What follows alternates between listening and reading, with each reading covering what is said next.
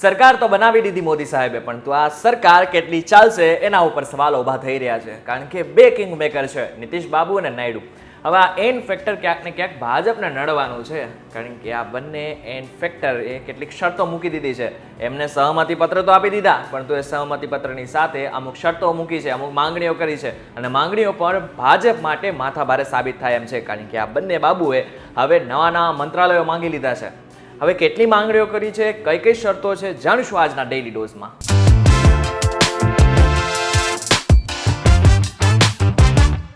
Hello focus, VTVGujarati.com માં તમે જોઈ રહ્યા છો ડેઈલી ડોઝ અને હું છું કરણ.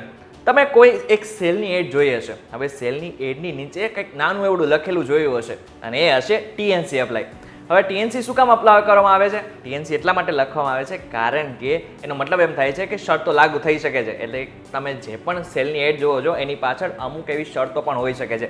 હવે એ જ પ્રકારની TNC આ વખતે NDAમાં પણ લાગુ પડશે. હવે બંને બાબુએ સહમતિ પત્ર તો આપી દીધા, પરંતુ એ સહમતિ પત્રની નીચે TNC અપ્લાય એવું લખીને આપી દીધું છે. એનો મતલબ શું થયું કે હવે અમુક એવી શરતો છે જે મોદી સાહેબે માનવી પડશે, નહીં તો સહમતિ પત્ર પાછું પણ ખેંચી શકાય છે. હવે સરકાર બનાવી આપી છે તો આ બંને બાબુનું માનવું તો પડશે જ. હવે જો માંગણીની વાત કરવામાં આવે ને તો નીતિશ બાબુએ સૌથી પહેલા જ માંગણી કરી નાખી છે કે તેમને દર 4 સાંસદે એક મંત્રાલય જોઈશે. હવે એમની પાસે 12 સાંસદ છે, એ જોવા જોઈએ તો એમને 3 મંત્રાલય જોઈએ છે. હવે જો ચંદ્રબાબુ નાયડુની વાત કરવામાં આવે ને તો ચંદ્રબાબુ નાયડુએ મોદી સાહેબને મળતા જ એમને પોતાની વિશ લિસ્ટ આપી દીધી છે, જેમાં એમને કહ્યું છે કે સૌથી પહેલા તો એમને લોકસભા સ્પીકરનું પદ જોઈએ છે. આની સાથે સાથે એમને અમુક 5-6 એવા મંત્રાલયો માંગી લીધા છે, જેમાં સૌથી પહેલું મંત્રાલય છે રોડ અને પરિવહન મંત્રાલય, જેનું બજેટ છે 2.8 લાખ કરોડનું. આ બાદ તેમને ગ્રામીણ વિકાસ મંત્રાલય માંગ્યું છે, જેનું બજેટ છે 1.8 લાખ કરોડ. આ બાદ તેમને કૃષિ મંત્રાલય માંગ્યું છે, જેનું બજેટ છે લગભગ 1.3 લાખ કરોડ. આ બાદ બહુચર્ચિત એવું એજ્યુકેશન મંત્રાલય પણ માંગી લીધું છે, જેનું બજેટ છે અંદાજે 1.2 લાખ કરોડનું. આ સાથે નીતિશ બાબુની વાત કરવામાં આવે તો નીતિશ બાબુએ રેલ મંત્રાલય માંગ્યું છે. હવે રેલ મંત્રાલય શું કામ તેની વાત કરી લઈએ. અટલ બિહારી વાજપેયીની સરકાર જ્યારે હતી ત્યારે રેલ મંત્રી હતા નીતિશ બાબુ, એટલે જ કારણે નીતિશ બાબુને બધી વસ્તુ રેલ મંત્રાલયની ખબર છે. હવે એને જ કારણે તેઓ રેલ મંત્રાલય માંગી રહ્યા છે. હવે જો બાકીના દળની વાત કરવામાં આવે તો બાકીના દળમાં ચિરાગ પાસવાને એક મંત્રાલયની ઈચ્છા છે, જ્યારે એકનાથ શિંદેને 2 મંત્રાલયની ઈચ્છાઓ છે.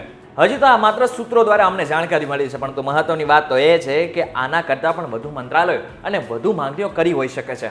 હવે એક મજાની વાત કહું, 2014 અને 2019ની વખતે પ્રધાનમંત્રી નરેન્દ્ર મોદી પાસે એટલે કે ભાજપ પાસે પૂર્ણ બહુમતની સરકાર હતી. હવે જ્યારે પણ પૂર્ણ બહુમતની સરકાર હોય છે ને ત્યારે મોટા મોટા મંત્રાલયો પોતાની પાસે રાખવામાં આવે છે, અને બીજા જેટલા પણ પક્ષો છે ને એને નાના નાના મંત્રાલયો આપવામાં આવતા હોય છે. એટલા માટે જ 2019 વખતેની વાત કરવામાં આવે ને ત્યારે નીતિશ બાબુને 16 સાંસદ હોવા છતાં પણ એમને માત્ર 1 મંત્રી પદ મળ્યું હતું. પરંતુ આ વખતે અલગ વસ્તુ છે, કારણ કે આ વખતે પૂર્ણ બહુમતની સરકાર ભાજપ પાસે નથી. એટલા માટે જ હવે કદાચ એમને જે મંત્રાલયો માંગે એ આપવા પડશે. હવે આ ગઠબંધનવાળી સરકારમાં ભાજપ માટે એક સારી વાત એ છે કે એમની પાસે 240 સીટો છે. જો એમની પાસે 200 થી 220 ની વચ્ચે જો સીટો હોત અથવા એનાથી ઓછી હોત તો એમને જે મંત્રાલય માંગે ને એ આપવું પડે. પરંતુ આ વખતે એમની પાસે 240 સીટો છે. 2004 અને 2009ની વાત કરવામાં આવે તો 2004ની વખતે કોંગ્રેસ પાસે 145 સીટો હતી, એટલા માટે બહુમતી હતી નહીં. આ માટે થઈને એમને ગઠબંધનવાળી સરકાર બનાવી હતી, પરંતુ ગઠબંધનવાળી સરકાર કાચી હતી, કારણ કે એમને એટલે કે મનમોહનસિંહ સરકારને ગઠબંધનમાં જેટલા પક્ષો જે પણ કાંઈ મંત્રાલય માંગે એ આપવા પડતા. અને પછી થતું શું? થતું ભ્રષ્ટાચાર. ઘણા બધા વખત એવું થયું કે ભ્રષ્ટાચાર તો થયું, પરંતુ મનમોહનસિંહ કંઈ ન કરી શક્યા, કારણ કે એમને ખબર હતી કે જો કંઈ બોલવામાં આવશે તો સત્તા જશે. એટલા માટે જ તેઓ કંઈ બોલી ના શક્યા. 2004 વખતે પણ એવું થયું અને 2009 વખતે પણ એવું જ થયું. ત્યારે હવે ફરી એકવાર ગઠબંધનવાળી સરકાર છે, પરંતુ આ ગઠબંધનવાળી સરકાર કાચી ગઠબંધનવાળી સરકાર ન કહી શકાય. ત્યારે હવે જોવાનું રહી રહ્યું કે આ વખતે પ્રધાનમંત્રી નરેન્દ્ર મોદી જેટલી પણ માંગણીઓ છે એ સ્વીકારે છે કે નહીં. ત્યારે આ બાબતને લઈને તમારું શું કહેવું છે અમને કમેન્ટ કરીને ચોક્કસથી કહેજો. વિડીયો થકી જો તમને કોઈ ઇન્ફોર્મેશન મળી હોય તો વિડીયોને લાઈક અને શેર જરૂરથી કરજો. તો આવા જ ઇન્ફોર્મેટિવ વિડીયોઝ માટે VTVGujarati.com સાથે જોડાયેલા રહેજો.